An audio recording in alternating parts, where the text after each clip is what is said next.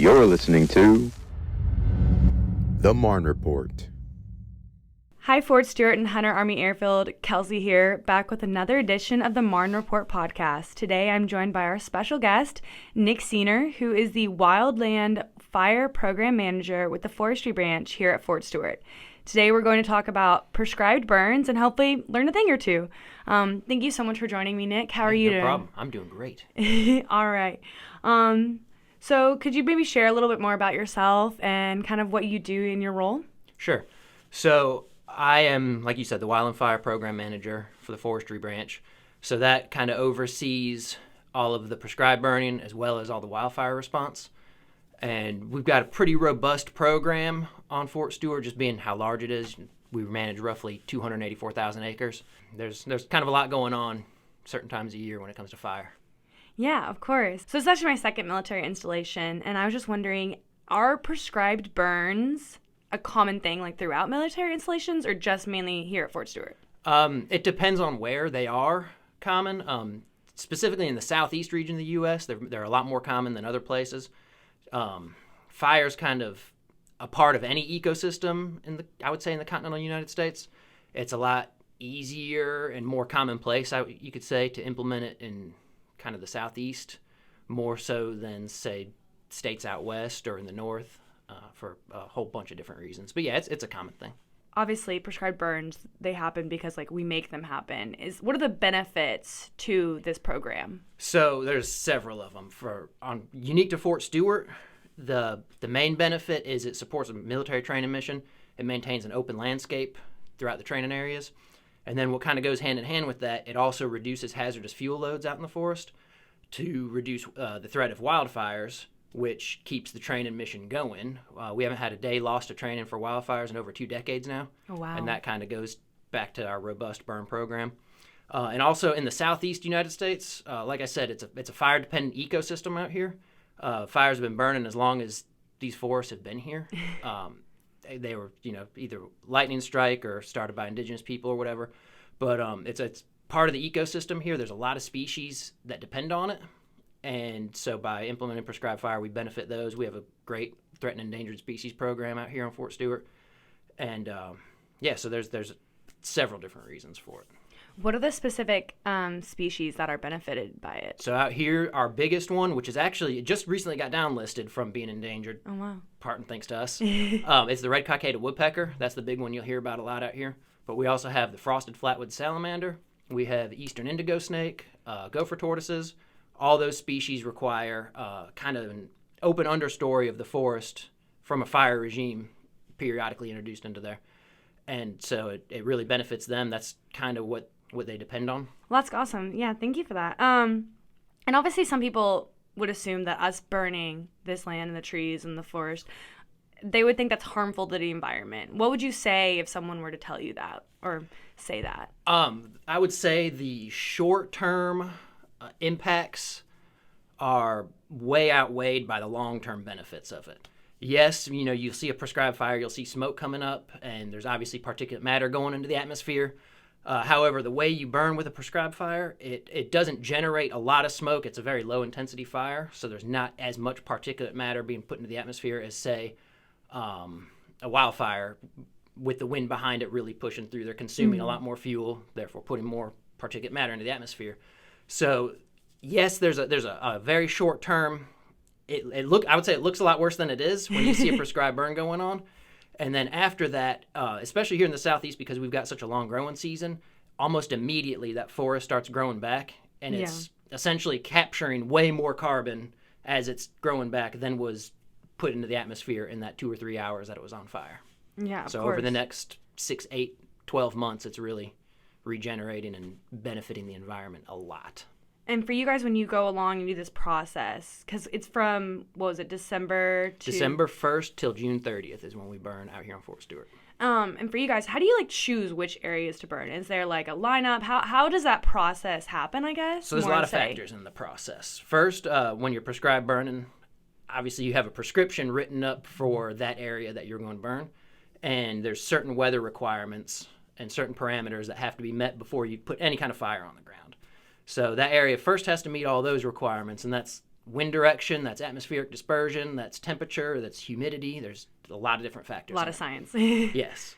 And on top of that, out here, we have training area access. So training is obviously the first priority out here. So in the morning, or not even in the morning, several days before, we'll look at the training schedule, say, oh, we can get into this area, we can't get over here.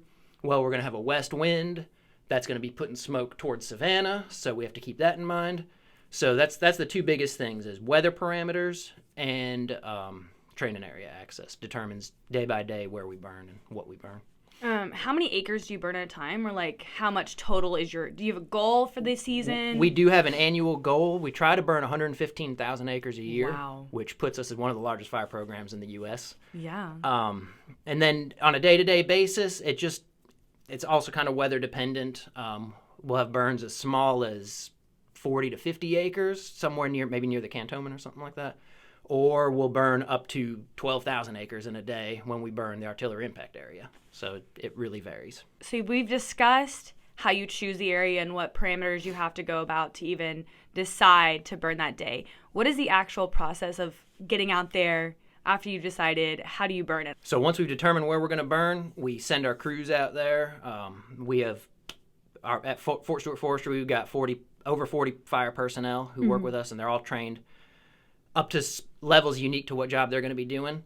And we also work hand in hand with the Fish and Wildlife branch, and so we'll notify them ahead of time so they can go out and prep the red cockaded woodpecker trees so the nesting cavities don't burn up. Mm-hmm. And so once we do that, we'll get our crews out there, and they'll start kind of assessing the area, assessing the weather, when to start lighting, and they'll light what's called a test fire, where they'll just put a little fire on the ground and kind of watch the fire behavior, watch the wind direction and stuff. And once they determine that it's safe to keep going, they'll light the downwind side. It's known as the black line. So and it's usually going to be a road that holds it in all the way around it. And that fire is going to slowly work against the wind and create kind of a wider buffer to hold it in the designated area. And from there, we have a contracted helicopter, an exclusive use contract that stays at Fort Stewart for 6 months of the year during our burn season. Mm-hmm. And we'll have 2 Fort Stewart personnel with the pilot in there. They'll come from Wright Army Airfield, where we keep the aircraft, and they'll first fly around the boundary of the unit and kind of check things out, make sure there's no training stuff left behind in there, make sure there's no vehicles, anything that shouldn't be in there. Yeah. And from there, it's called a plastic sphere dispenser. It's a PSD machine. It's this machine that we mount into the helicopter, and it drops these.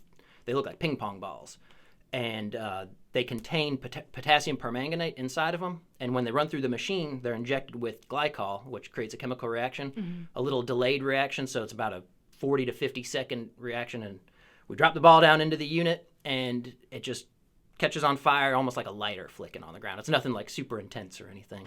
It's not an action movie happening. No. It's sounds a lot cooler than it is once you see it. It's a little anticlimactic to watch it, but it's very effective. And they'll fly a grid across the unit and light it off, and we can burn, with that helicopter, we can burn over 1,000 acres in an hour. Wow. And then with that smoke management that I talked about earlier, that really gives that smoke time to get up into the atmosphere and get dispersed really before it becomes any kind of issue. And then I actually heard this one time. Are you guys an award-winning program? We are. We have won several environmental awards. Just in the short time that I've been here, in the 6 years I've been here, we've won several, and I know there was a lot more before that. So what are they for? Like, kind of, how do you all, I guess, win the award, I would say? I guess they're like stewardship awards. And it's not just Fort Stewart Forestry. It's all environmental. We all work hand in hand together. So I know environmental has won a lot, like being the number one environmental program for the Army several times over the past, I'd say, 10 years. That's so cool. Is there anything else you would like to add or let our audience know?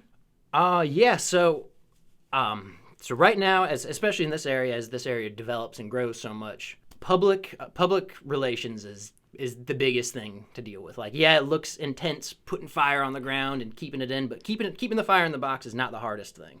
Smoke management and public relations is the hardest thing. We try to really get out ahead with that and work with the public affairs office quite a bit. And even prior to burn season, we've sent out about 7,000 mailers to adjacent communities that may be seeing more smoke than others. Try to get out ahead of it, let them know what's going on. So I would just say it's a beneficial process. It's great to have out here.